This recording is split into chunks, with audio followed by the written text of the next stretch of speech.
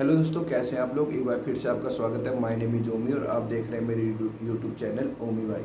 तो दोस्तों, हमारे उत्तराखंड में एक बहुत दुखद खबर आई थी जब अंकिता भंडारी का केस आया था। तो उत्तराखंड की बेटी के साथ इतना दुर्व्यवहार जिन्होंने किया, तो मेरा मानना है कि उनको हमें कभी नहीं छोड़ना चाहिए। और दूसरी बात, मैं थैंक्स कहूँगा इस सोशल मीडिया प्लेटफॉर्म को कि जिसकी वजह से ये केस और इतना वायरल हुआ कि हर किसी के पास ये खबर गई, हर किसी ने इसका सपोर्ट किया और पूरे उत्तराखंड ही नहीं पूरे इंडिया में इसका सपोर्ट किया जा रहा था कि अंकिता, जस्टिस फॉर अंकिता। तो मुझे बहुत अच्छा लगा और ऐसा होना भी चाहिए। और इस सोशल मीडिया की पावर की वजह से कईयों को आपकी हेल्प की ज़रूरत है। कई ऐसे केस है जो कभी बाहर आ नहीं पाते हैं। तो मैं चाहूँगा कि सोशल मीडिया की पावर से हम हर किसी को न्याय दिलाने की कोशिश कर सकते हैं और ताकि उनको एक अच्छा न्याय मिल सके। और कोई भी लड़की किसी भी देश की हो, किसी भी जगह की हो, किसी भी जाति की हो, किसी भी धर्म की हो, किसी भी समुदाय की हो, लड़की लड़की होती है। आपको कहीं भी लगता है कि आपकी कहीं भी मदद से अगर किसी लड़की की हेल्प हो सकती है तो आप उसको मदद कीजिए, चाहे वो आपकी दुश्मन की लड़की क्यों ना हो।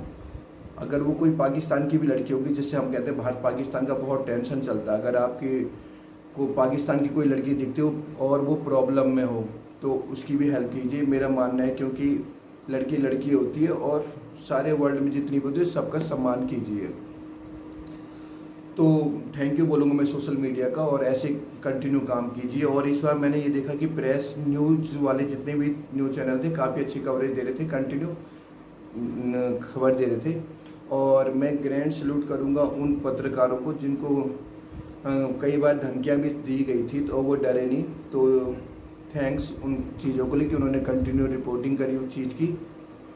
तो अब मैं कहना चाहूँगा उन लोगों के लिए, क्योंकि हमें बचपन से सिखाया गया है कि हम बेटा कि कोई अगर गलत काम करता है ना तो वो तो बुरा इंसान होता ही होता है। जैसे हम पापी, वो तो पापी होता ही होता है, पर जो उसका साथ देता है ना वो उससे ही बड़ा पापी होता है। तो अगर ये बात किसी को समझ में नहीं आ रही है तो एक मूवी है स्पाइडरमैन का एक सीन आता है जिसमें वो चोर उसके बगल से जाता रहता है स्पाइडरमैन के, उसको बोलते हैं कि चोर को रोको, पर वो रोकता नहीं है क्योंकि स्पाइडरमैन कहता है कि नहीं नहीं ये मुझे कोई मतलब नहीं है। पर वही चोर आगे जाके उसके अंकल का मर्डर कर देता है। वो आदमी चोर है। रोको उस आदमी को। रोको उसे।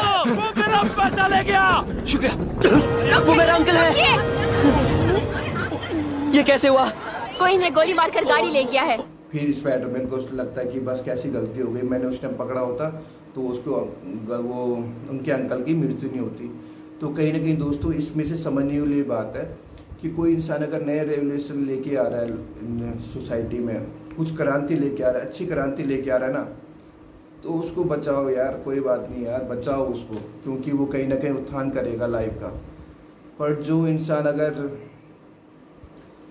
राक्षस बन गया है, जो ऐसे काम कर रहा है जिससे भला नहीं होगा, और हर माँ बाप डरेंगे कि मैं अपनी लड़की को कहाँ भेजूँ, कैसे भेजूँ। और क्योंकि इस चीज़ से क्या होता है कि लड़कियों को पहले ही समाज इतनी आज़ादी नहीं देता है कि लड़कियों को अगर कहीं पढ़ने जा रही है, शहर से बाहर कहीं जॉब करने जा रही है, तो उनको वैसी आज़ादी नहीं मिलती है। तो उसकी वजह से क्या हो सकता है कि माँ बापों का विश्वास कम हो सकता है, उनको डर लगता है, हर माँ बाप को डर लगता है, अपने बच्चों के लिए फिक्र करते हैं सब। तो उन चीज़ों की वजह से भी कहीं ना कहीं तो राज्य का सबसे बड़ा इंसान होता है मुख्यमंत्री। तो मुख्यमंत्री का कोई भी आदेश और कोई भी निर्णय की वजह से अब जितने भी माँ बाप हैं उनका विश्वास बढ़ सकता है कि हाँ हमारे मुख्यमंत्री जी ने कुछ किया है।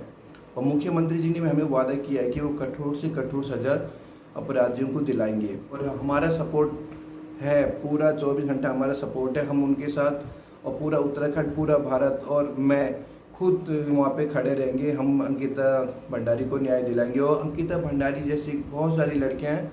मेरे एक निवेदन है सब लड़कियों से कि कानून इतने सारी लड़कियों के लिए बने हैं कि अगर उनका कहीं शोषण हो रहा है तो वो आवाज़ उठा सकती हैं, जब तक पहली आवाज़ उनको ही उठानी पड़ेगी। हाल ही में एक ट्वीट पढ़ा था मैंने, एक तो किसी माँ बाप ने अपनी बेटी खोई है और ऊपर से उसके ऊपर ऐसे कमेंट लिख रहे हैं, वो भी प्रभावशाली आदमी, तो उनको कम से कम इतनी अकल तो होनी चाहिए कि किसी ने अपनी लड़की खोई है, वो ऐसे कमेंट कर रहे हैं।